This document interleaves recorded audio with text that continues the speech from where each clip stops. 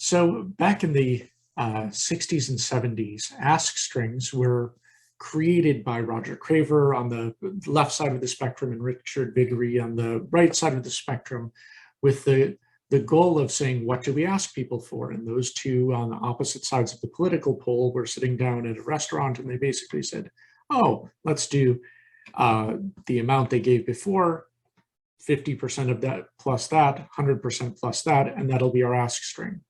And that sort of punch card way of looking at ask strings is how we have been doing ask strings by and large, with some obvious exceptions, since then. And so we'll talk about how ask strings got the way they are, but this is going to be a little bit like going through the levels of college. Every level is going to tell you that everything that you learned before is wrong, and here's the way to look at it, except we're going to do that every 15 minutes or so. So what we're covering today is the philosophy of ask strings, what we know and how we test ask strings, and what the future looks like for these. And when we talk about philosophy of ask strings, what we're really talking about is, what are we optimizing for? What is our goal to have in an ask string, whether it's online, offline, wherever we would put this up. In fact, we have an example here from a roundup program at a register. But what does it mean to optimize? And the trick is that you have different things that you can optimize for. There's this idea of Pareto efficiency that comes from Vilfredo Federico Damaso Pareto, one of the great guys in statistics lore, in part because his name works in dactylic hexameter. But he said that there's this frontier of possibilities where you can't get any better without making someone worse off. And that's usually how we look at ask strings and ask string testing. Ideally, we'd like to make the whole thing better, increase our average gift, increase our response rate, bring more people in if it's an acquisition program. But most of the time, we are saying, let's get a 20% increase in average gift and have a 6% decrease in response rate, or vice versa.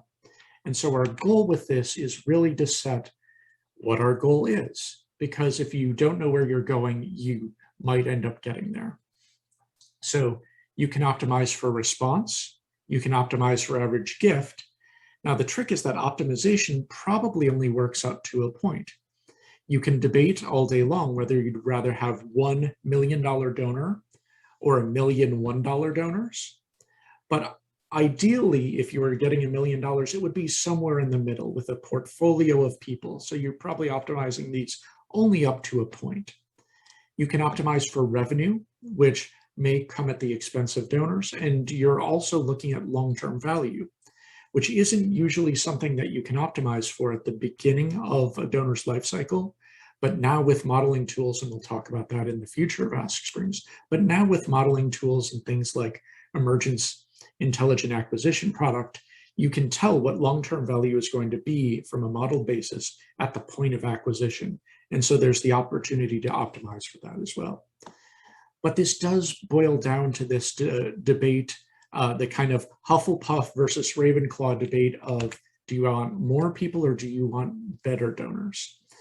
So if you're going for more, you have economies of scale. You're mailing to more people, you're emailing more people. You can amortize those fixed costs over more people, which is good. You'll get volume discounts, although after a certain point, it doesn't matter quite as much. You have more opportunities for customization. If you have 1 million donors instead of 100,000 donors, you can run 10, 100,000 segments and still do very well for yourself, customizing to more different donor identities and needs and wants. Generally speaking, lower value donors come with lower acquisition costs. And so there's opportunities there. It's really easy to explain file size as a metric. It's really easy to explain cost to acquire as a metric. And you do get these hidden gems in the program. Many moons ago, ASPACA did an experiment where they took out of their mail stream people who were giving below $10, even those routinely, because they weren't making money on them. Turns out years later, they found that their bequest income was going down. And it was those types of donors who were loyal but frugal, who were making the bulk of their legacy giving. So there's a good case to be made for more. On the better donor side of things, and let's use scare quotes here because anyone who gives to an organization of themselves time and treasure is doing something for the good of all people, and that's to be applauded in regardless of what size it comes in. But in terms of better donors, in terms of direct marketing program and our outcome, there are many donors that don't pay for themselves. You can look at different studies and find that it's not that 3 $10 donors equals one $30 donor. It may take 11, 9, 15, depending on what study you look at, to make that equivalency because there is a cost of solicitation over time. And because that $10 donor may lapse, that $10 donor may themselves not pay for themselves. There's greater fundraising efficiency to go after larger donors. You can get to know them a little bit better. And this idea of focus skew here at the bottom is the idea that if you have a large number of low dollar donors, you could be optimizing toward the wrong thing as you're doing overall testing. You find that after a second gift, most donors don't upgrade, although we'll talk about some strategies to get there. Better donors tend to have higher retention rates, and these are the donors that you want to be optimizing for in the long run. That said, there's always this balance of goals. So picking this up front, a lot of the tests that you'll see going forward are, where do you want to go? If you're trying for better donors, this isn't a test for you. If you're trying for more donors, this is a test that could bring in more people. And so we'll kind of talk about the goals of each type of test here, because there are near infinite numbers of ask string tests that you can do. It's just what makes sense for your individual program. So that's the philosophy side of things. I've been jabbering for a little bit. Again, for those joining us late, feel free to call out with any questions in the chat, call out with any questions in the Q&A.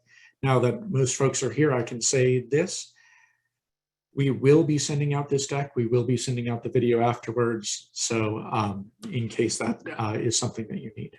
So the reason that Spock's up here is that most of what we know about ask strings are what it means to be human.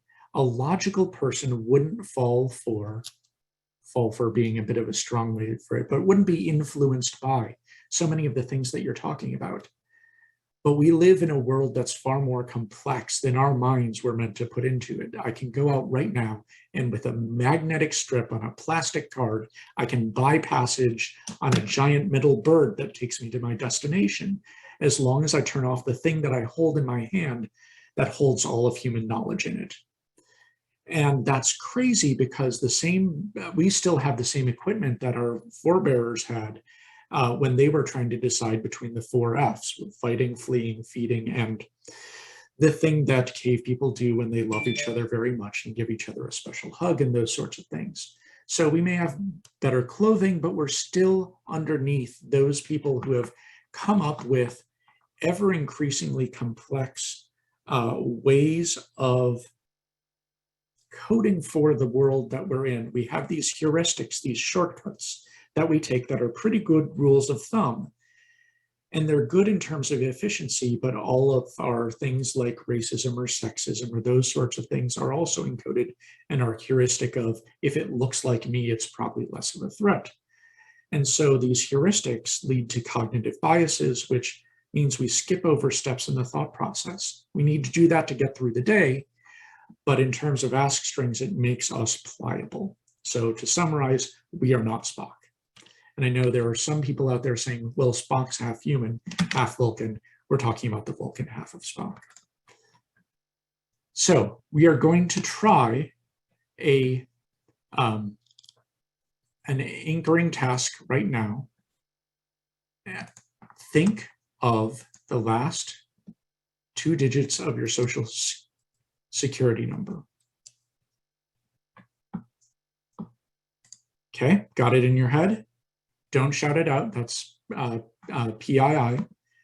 Now think of this box of swag that was given out by Audience First Media, business cards, mug, a nice pullover shirt, pens, cup, notepad, pen, mouse pad. So all of this. Now think to yourself, would I pay more than $20 for this box of swag with the logo of my organization or a logo that I particularly like on it? Now that you got that in your head, what the studies around this say is if you have high 2 digits of your social security number, you're more likely to pay a higher price for it. You're more likely to have paid above $20 than below $20. And I'm sorry the polling isn't working, or I would have done this as a live poll. So the researchers did this with social security numbers and said, how much would you pay for an item? People with higher numbers paid 57 to 117% more for the same thing because they had a number in their mind. And that's anchoring. That's throwing out a number, even if it is in this case not relevant, throwing out a number that makes someone think about that as the basis for their other thought processes. This also happens in non-numeric cases. We have the primacy effect. Things that happen first have undue influence. And so as we'll talk about later, the first number in an ask string is most important. When you hear things about a person, the order matters. If you hear 6 things about a person and the first 3 are good and the last 3 are bad, you'll think they're a good person with some forgivable quirks. If you reverse that and hear 3 bad things first, you think they're a bad person with some negligible good quality. This doesn't matter to Spock, but it does to us human. We weave a web in which we get stuck. And so the idea of anchoring is massively powerful in ask strings because the idea of defaults can show us what people normally do. And so this is on PETA's donation form. You'll see that they've highlighted the $35 option, although the $25 is available. That $35 becomes the anchor. You're choosing whether you're going to go $35 above or below instead of $25 above or below. But they've also said, your monthly gift, we're drawing an arrow to it right now. We're not going to default to it, but let's highlight that monthly giving, saying that this is kind of a default and there's a special benefit to giving on a monthly basis. As we said, the first number has 3 times of the impact. So you can see this test from the Center for Jewish History. In one, they go $36, $50, $72.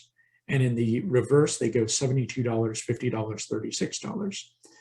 This is what we mean by what your goals are will dictate your testing strategy. If you are looking to increase your average gift and you might be willing to sacrifice response rate, flipping your ask string around so that it goes from high to low it won't necessarily work for every organization, but it's more likely to work in terms of increasing average gift because you're increasing that anchor, the thing that people are thinking about as they come into their ask string.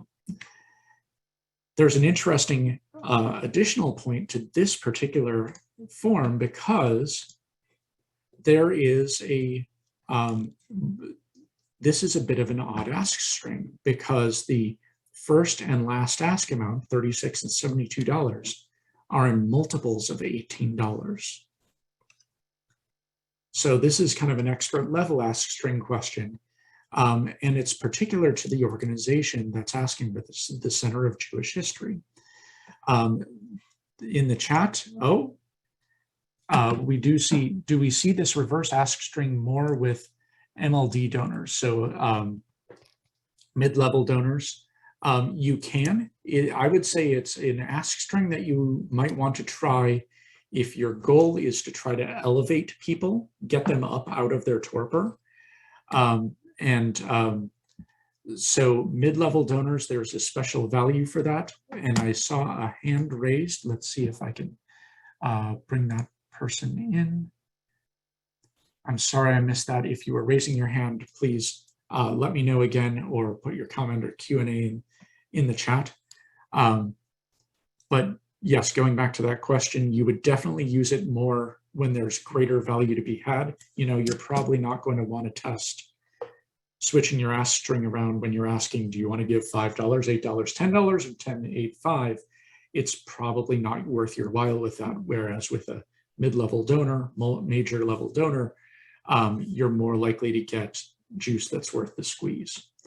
So giving high is a word in the Hebrew alphabet that consists of 2 letters. Those 2 letters are the 10th and 8th letters of the Hebrew alphabet, which adds to 18. And so the idea of giving high, which means life, is common in Judaism. It's common to give and receive gifts of $18 or high, which symbolizes a good omen. And so you will also see giving double high, which is $36. You'll see people giving $180, but it's an interesting multiple for people who are going after a heavily Jewish audience, all the way up into major donor territory. This couple is donating $18 million for their 40th wedding anniversary, naming this medical center in New York. This is not the only symbolic amount in among Chinese. The number 8 is symbolized with good fortune in Taoist culture. 8 is associated with wholeness. There are the 8 directions and the 8 trigrams that come out of the I Ching. And 8 is Ba, which in Chinese sounds like ha. And I'm probably mispronouncing all of this, so my apologies.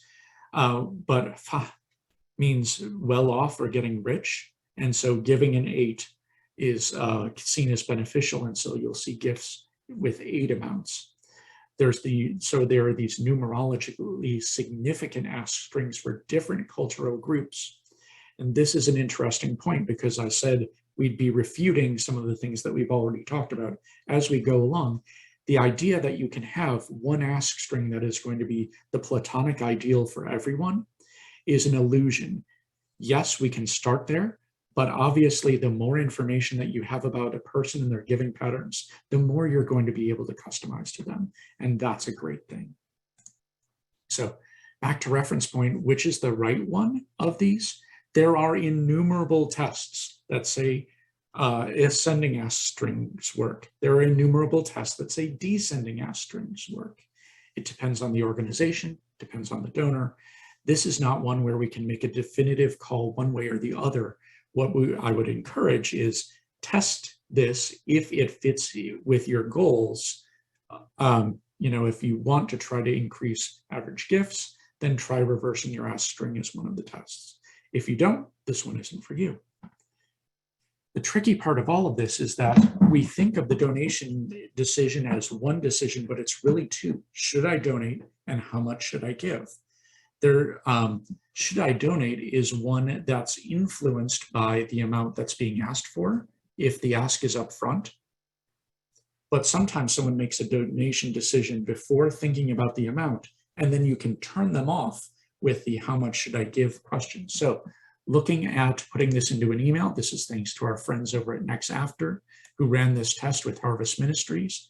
They put the ask amount in the email. So will you give 35, 45 or more? Will you give 50, 75 or more? Or will you give a generous gift today? These were the only changes in the email. And it turned out that the generous gift in the email had the higher conversion rate and a higher average gift, because you were turning away the people for whom a generous gift was $20, that low end of the tail, but also probably anchoring people down who were willing to give more.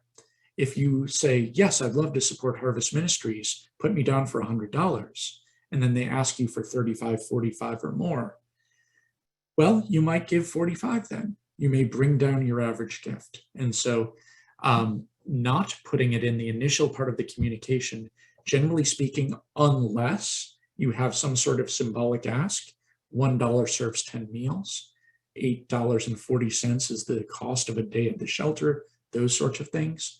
Unless there's that symbolism that scales, you probably don't want to ask up front because you're short-circuiting that 2-step process.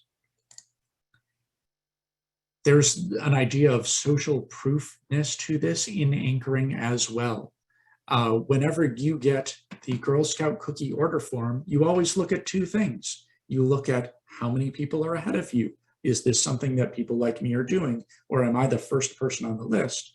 And then the second one is, how much are people buying? What is the socially acceptable amount of tagalogs to buy? The answer to that is as many as you want to eat, because those things are delicious, as are the Samoas. Strongly encourage Girl Scout cookies, as you can see by my physique. So that is a type of anchoring, social proof, to say, okay, people like me are ordering 3 to 5 boxes. I'll put myself in there as well. This is where fixed and variable ask strings diverge. Generally speaking, if you get an acquisition list in mail, or you're going out with an ad in digital, you don't know what the person is likely to give on the other side of that. There's a bit of a falseness to that we'll talk about later. This is one of the things we'll disprove in 15 minutes. But generally speaking, if you don't know about the person you're acquiring, you have to put a wide swath in there and hope for the best. Whereas if you know what someone's given before, you have the opportunity to variabilize the ask string and to play around with it a little bit more. The person who gave $200 before gets a different string from the person who gave $20 before. And that's vitally important. There have been some tests of doing differentiated ask strings in acquisition. So Weiland modeled some donors in partnership with CDR. And they said, these are the donors that have the capacity to give it $15. And it turned out when in the ask string, they then asked for $15 instead of $10. The cost to acquire went up. The average gift went up slightly, but not enough to offset the response rate drop. And so the net value after 12 months dropped when they asked people with the capacity to give $15, which is a little weird. And this is not anything bad against Weiland or CDR, clearly. Rather, capacity to give doesn't necessarily mean desire to give. And so someone who can give $15 may want to give $10. Also, someone who has the capacity to give $15 and is giving that or more to other organizations may have started out with those organizations at $10. And so you want to create your ask strings dynamically based not on what someone can give, but what they are most likely to give when you do that. So what do you want to look at when you're looking at variable ask string points? There are a few common ones: average contribution, most common gift, highest previous contribution, which we'll talk about as HPC throughout, most recent contribution, which we'll talk about as MRC throughout, the Great Aretha Franklin, which we'll talk about as RESP-ECT throughout. And then there are always some permutations of these. You know, I'm going to do the highest previous contribution, but only in the last 12 months, or I'm going to drop the highest gift and put the second highest gift in there. But the research that's been done on this is by and large based off of these models. So looking at most recent contribution versus HPC, CDR did some testing and found out that modal giving wasn't as effective. But then for the organization, they did MRC versus HPC. 1 year it was one way, 1 year it was the other way, with the same organization. And the reason for that, or a reason for that, first of all, there's obviously some randomness in play there. But part of what makes testing these things difficult is different people give in different ways. And so the research tends to indicate try different ask strings for different people. For Lapse donors, it's their most recent contribution by and large.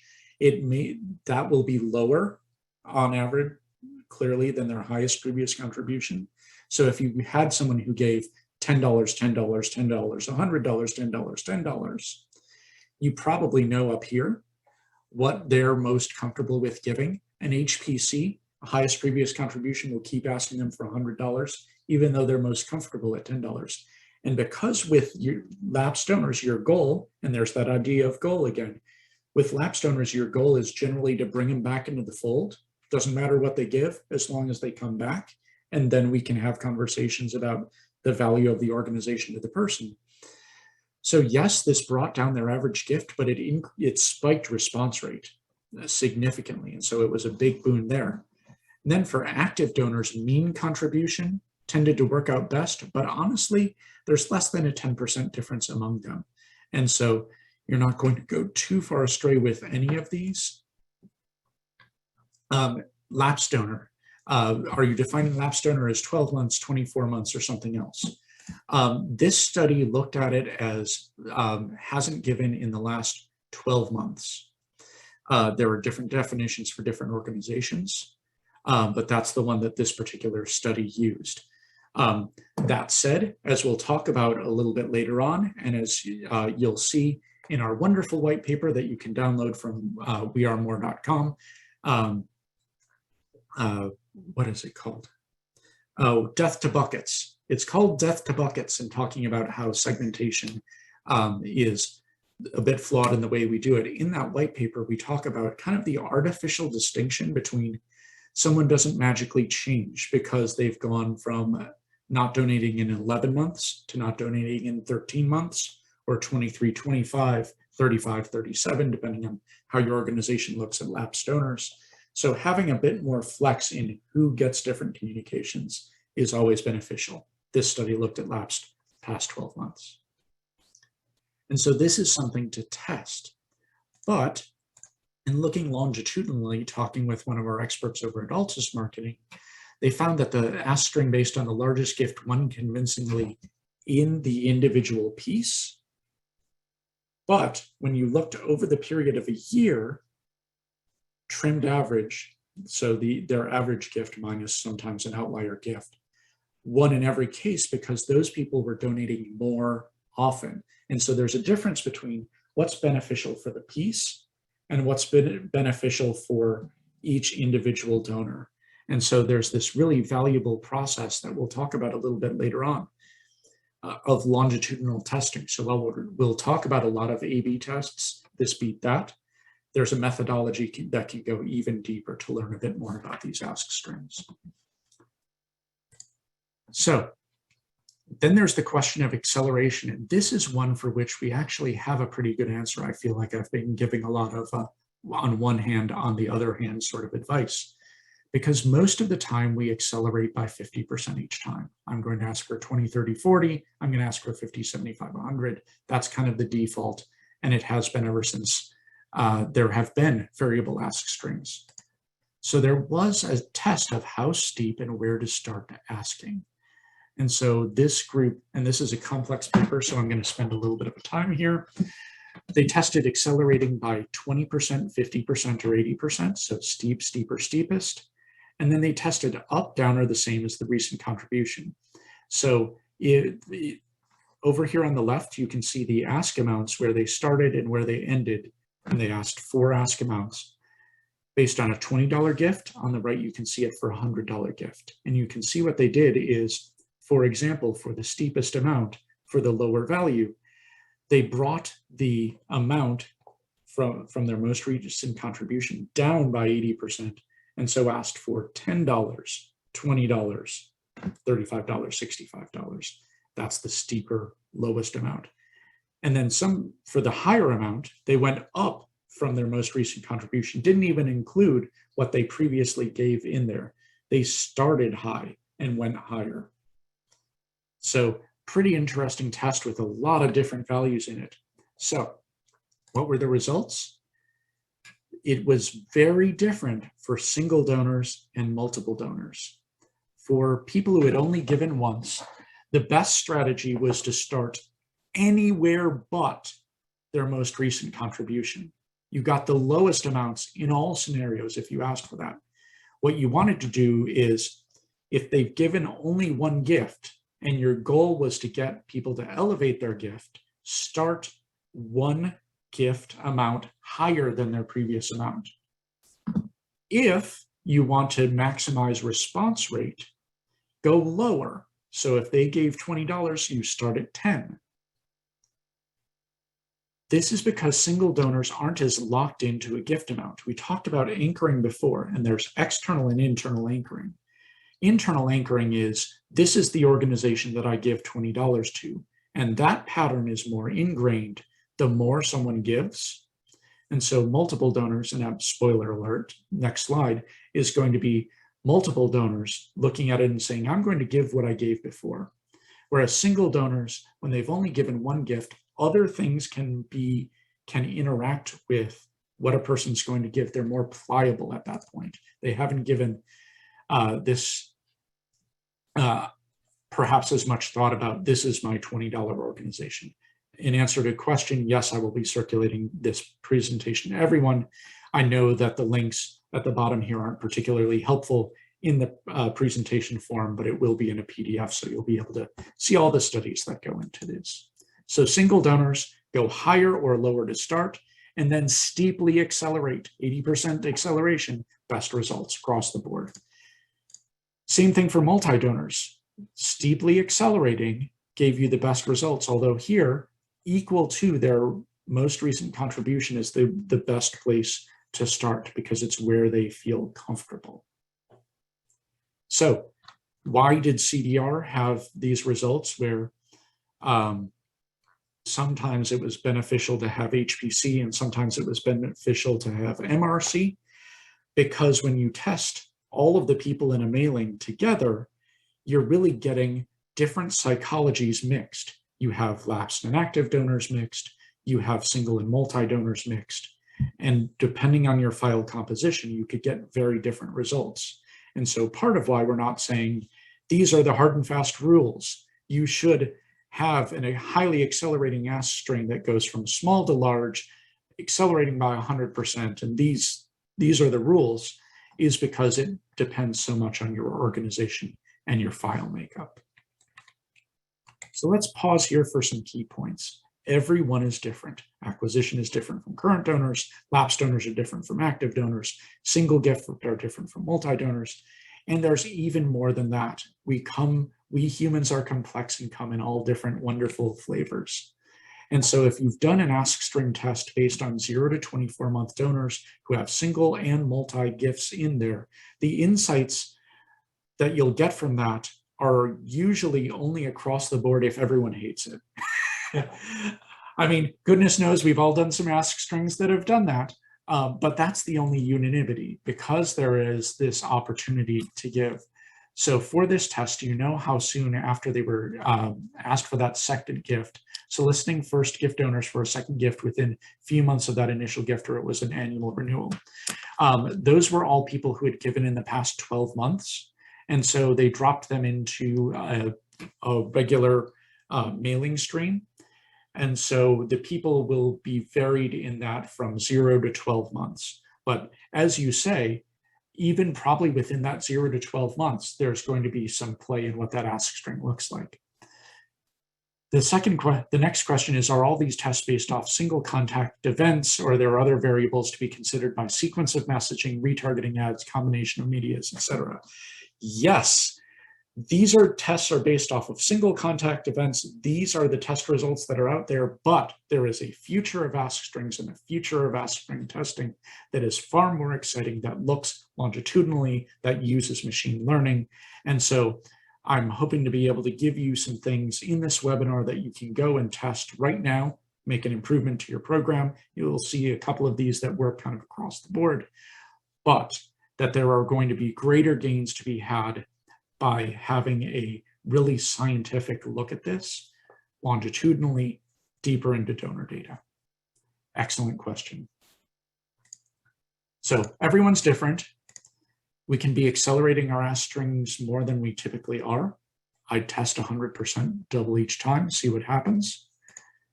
For multi-giver, the best ask string starts with their anchor. For single givers, the worst ask string starts with their anchor.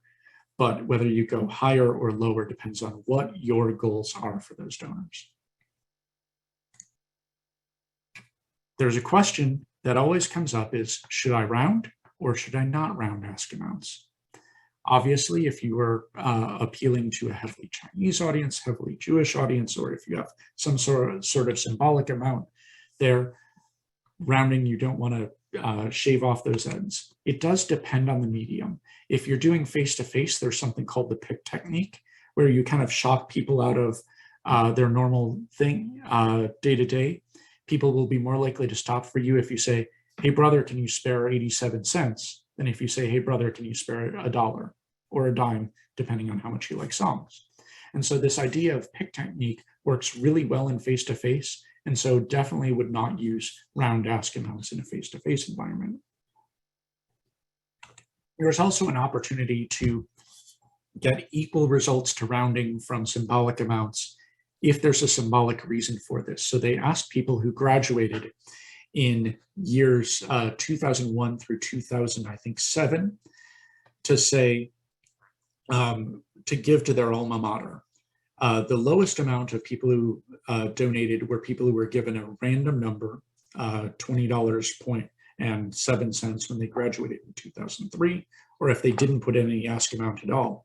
The winners were straight $20 ask, easy, simple, round number, or if you asked for class year. So you graduated in 2003. Would you contribute $20.03 for the class of 2003? And so that worked, and those types of symbolic reasons can work as well as rounding.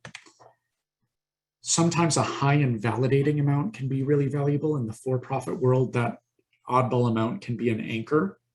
People will buy the second best bottle of wine, and so people will, restaurants will overprice the highest bottle of wine to make that second seem like a bargain, even though they've upsold it. A client, Transworld Radio, uses $45 per radio with great success because it's validating the actual amount that they would have to pay for a radio. So if you can validate, it costs us $47 to do this, that's something that you can roll out with. Make-A-Wish Canada has at the end of their ask string $6,518, which is the average value of a wish. And they say that quite frequently, probably once or twice in acquisition mailing, they'll get people to grant an entire wish in acquisition, which is pretty unique.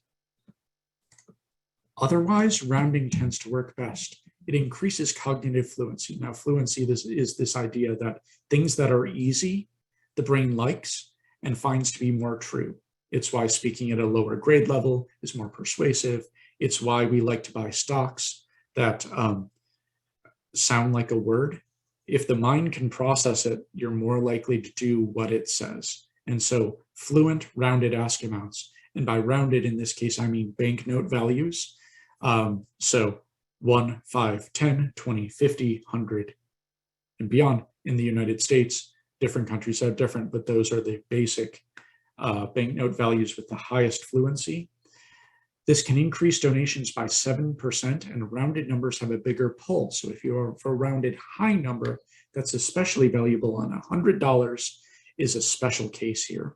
So these researchers, instead of asking for $95 in the middle of their ask string, they asked for $100 in the middle of their ask string. And it increased average gift by $20, and it increased response rate by 8%. Sorry, 20% average gift, 8% in response rate. A rare breaking of Pareto efficiency. It is inefficient to ask for anything other than $100 in that zone because it has fluency and unique pull because of this. So Public Radio Study, they redid it and they moved the ask from $100 down to $95, and it decreased the amount of high gifts by 30% because there wasn't that great pull of the $100 up. So if you can plausibly get $100 into your ask string, first, middle, last, it's almost always a good number to go with. CDR did a test of round numbers even when they were saying per meal, pricing out per meals. They went with 10, 20, 30, 40, and it turned out that those rounded ask amounts had a higher response rate and higher average gift.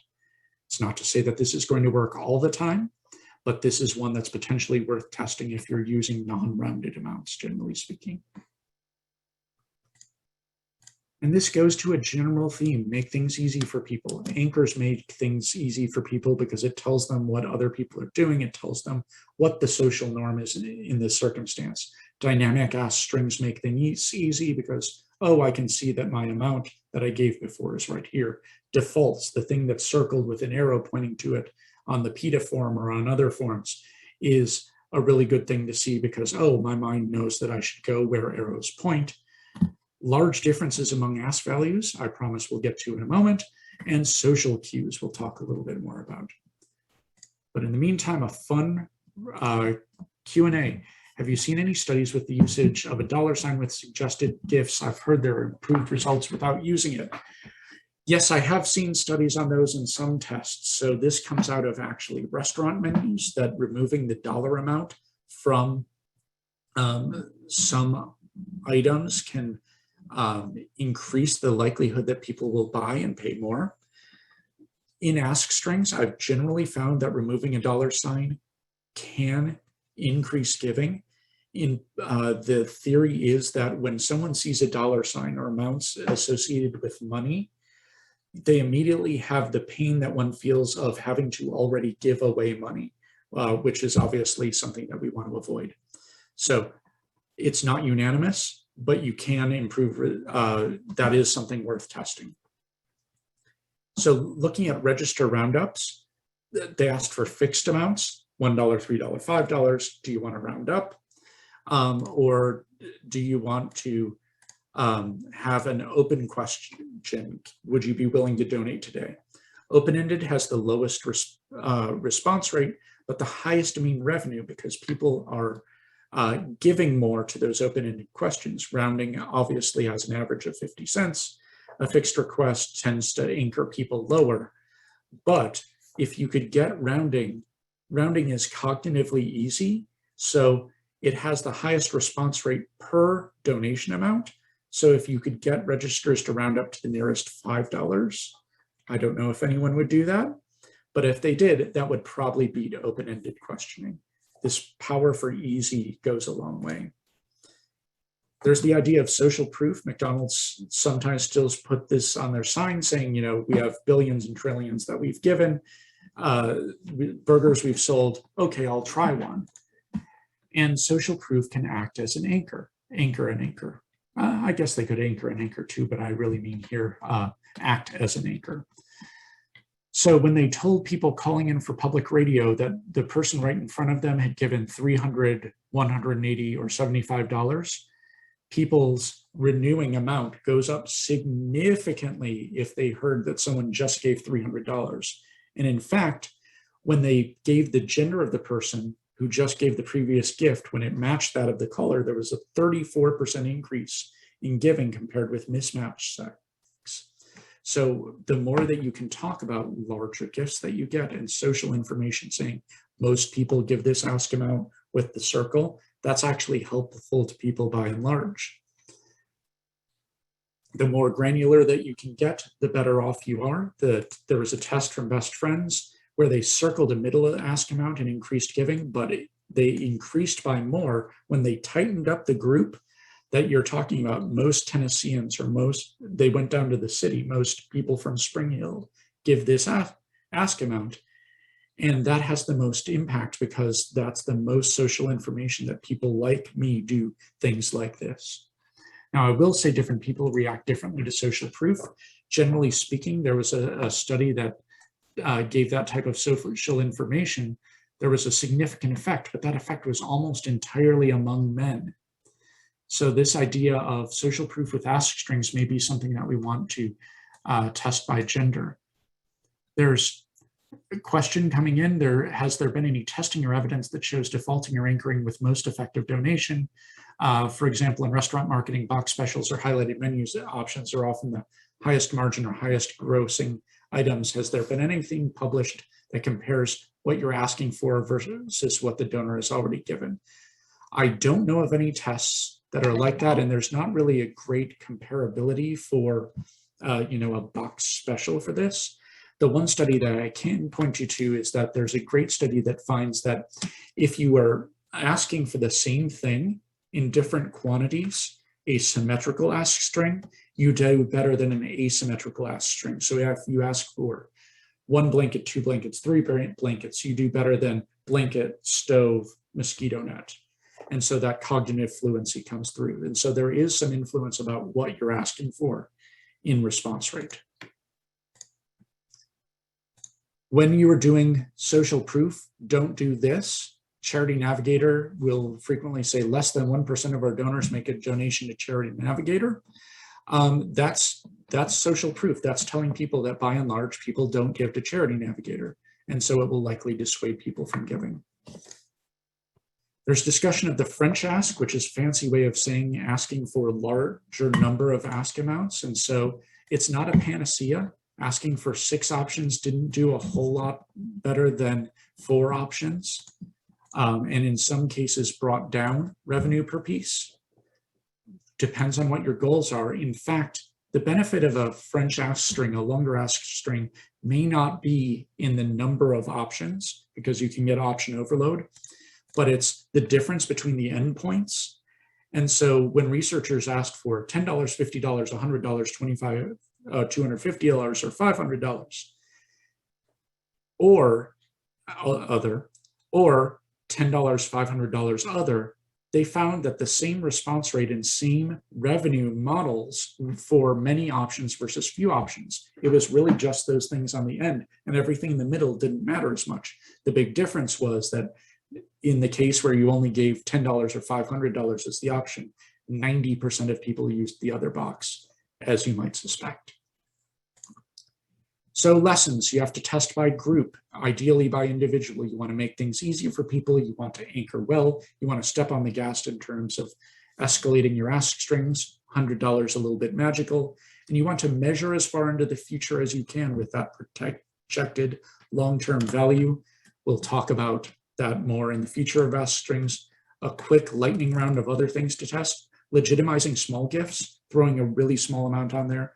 The phrase even a penny can help, or even $1 can help, is proven to help increase response rates. Positioning against hedonic goods is a fancy way of saying for the price of a cup of coffee, or for the price of, there was a great study that said for the price of downloading this Justin Timberlake #1 song off of iTunes, which dates the study fairly nicely, that increased uptake. We talked about the dollar amount here. Monthly giving amounts, alas, not a lot of research here. Would love to hear what folks are seeing here. Some people do mix orders, $15, $10, $20. Not seen a lot of research on that, but that's something that's a possibility for testing, to anchor to a high amount, but give a lower amount as an option. Most generous gift versus other, generally having a little bit more flair to your other can increase giving. And asking for priorities, to say, my priority for this gift is check a box in which area, won't restrict your gift, and it'll increase the uptake of your giving. So lightning round there. Now let's talk about the future of ask strings. We're going to go ask to the future. And we have this alphabet soup of HPC, mean, MRC, all of these sorts of things. But the challenges of current ask string testing are we're using only transactional data, and you don't get the best results with only transactions. We're doing 2 or very few options in terms of ask strings, so we don't know if option number 100 would have been the best one. These are limited in their applicability because they only potentially work for this one piece, and there's not a longitudinal look at how this piece interacts with the next piece, and am I getting lifetime value, and am I cutting off subsequent gifts? And so designed experiments can help with this. You can have advanced machine learning building your ask strings for you. You can make them complex and look at the long-lasting implications of what variables you're choosing. You can go across communications. We had the person write in asking about things like retargeting ads. How does that influence across communications, those sorts of things, and how does it look across time? And so our goal really is to go to designed experiments beyond A/B tests using advanced donor data instead of basic donor data. And that involves machine learning and complex experimental design. What we're looking for here is robots to design our ask strings, and they can be very effective. The trick is that you can't do a designed experiment with no donor data. You really want to get to this advanced donor data realm. So looking at the future, it is quality donor data plus machine learning plus control testing that goes across time and goes across media. And the reason that AI and machine learning and a good marketing platform are involved in this is because you just can't factor in all the variables by hand. So customizing to the donor. Should your ask change based on gender? Well, we already looked and said that gender is an influence on whether social proof will work or not. Should it matter what donors are giving to other organizations, their financial situation? Do you want to ask for a monthly gift if they have a large number of monthly subscriptions? The answer to all of those is probably yes. And so we're losing the richness of our data stew if we're just doing alphabet soup, and we're not throwing all of the data in there that we can be using to optimize our ask string. And so this really goes to all parts of the direct marketing equation. We've been focusing for the first 2/3, 3/4 of this on the offer and a specific part of the offer.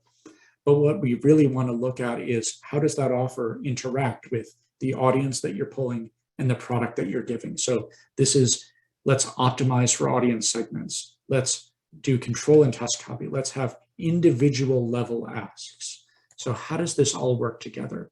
You take this individual data in, and that fuels your optimization. You have your controls and your tests identified, ideally for a long period of time across channels. You test audience and ask string in combination.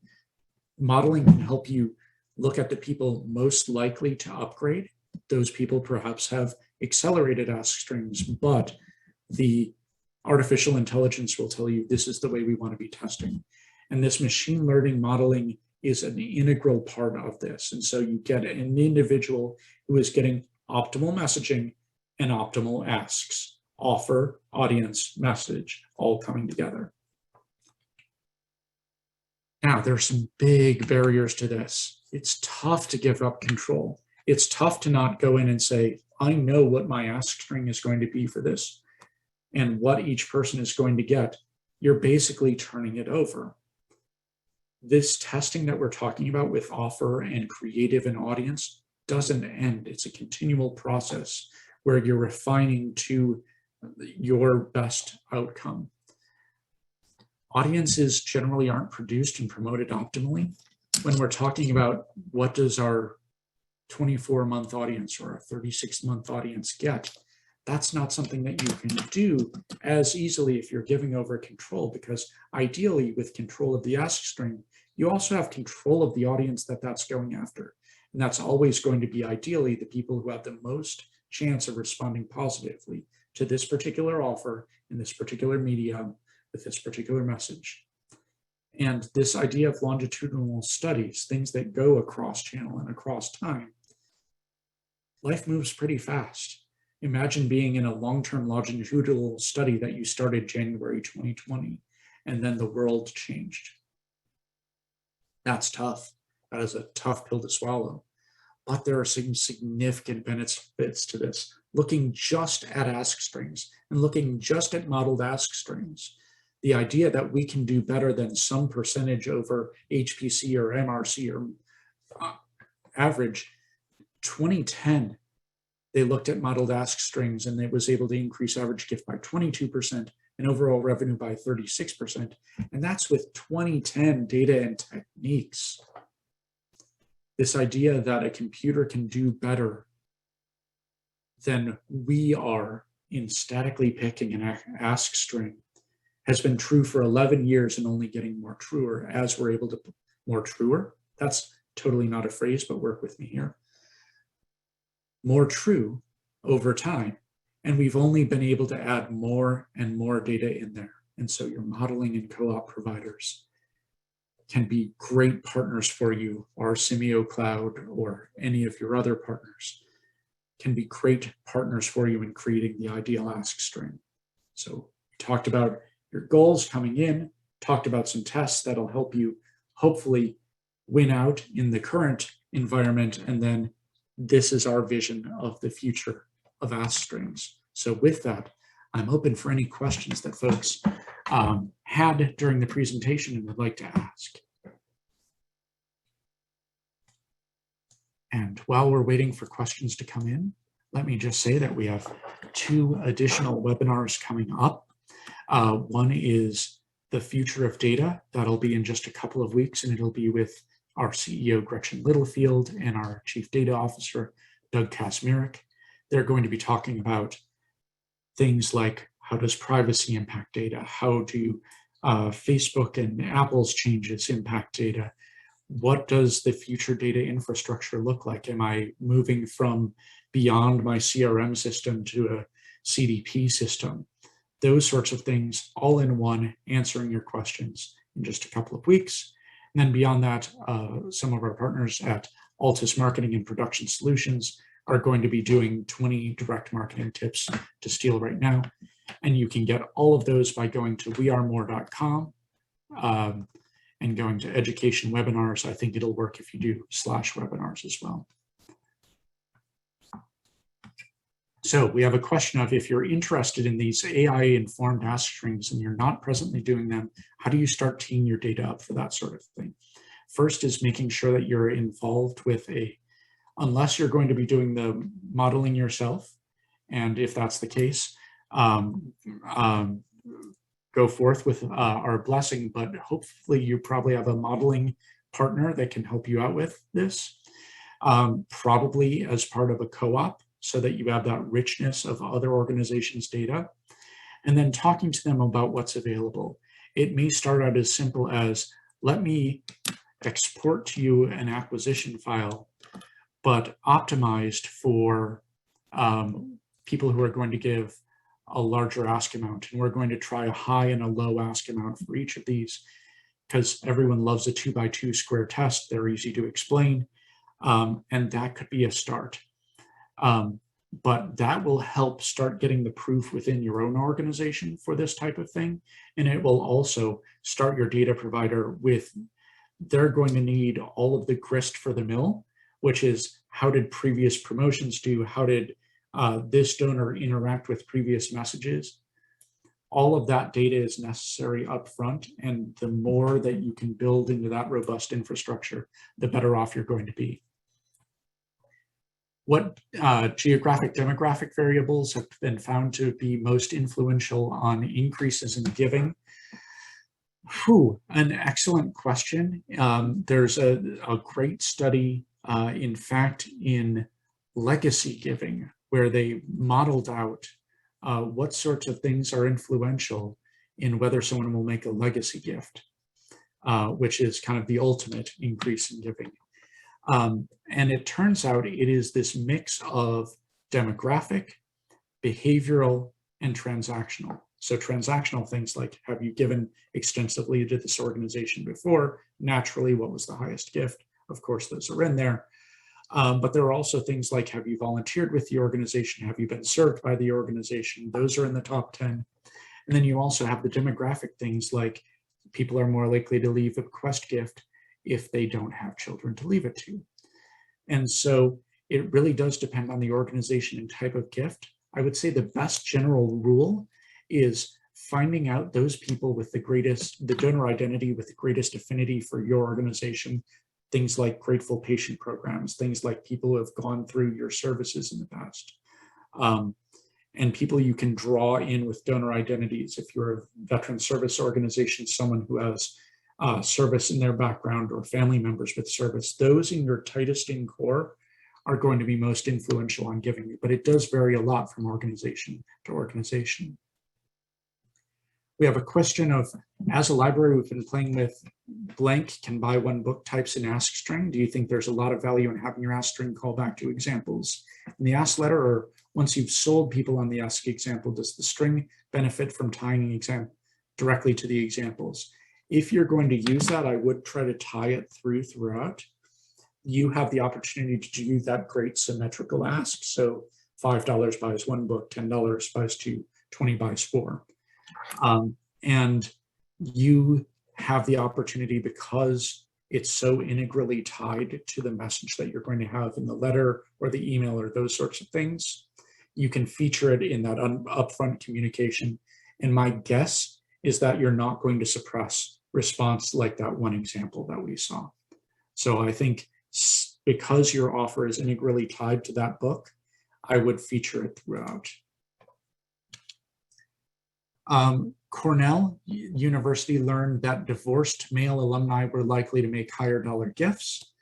That would tend to make sense, because you are perhaps not thinking as much about the welfare of someone else as you begin to age. And all of those sorts of things are very peculiar to the institution. I don't know that divorced males would necessarily be giving higher dollar amounts to a veteran service organization or a disease organization for the like. So, as you can see, a lot of these are idiosyncratic. The message, if you get nothing else from this, is not go forth and do this, but go forth and test, and hopefully we've given you some ideas for that. My email address is right here on the final slide. We will send out video, we will send out slides. Feel free to email me with any questions that you have, and I can get actual experts involved in helping you with any of your queries.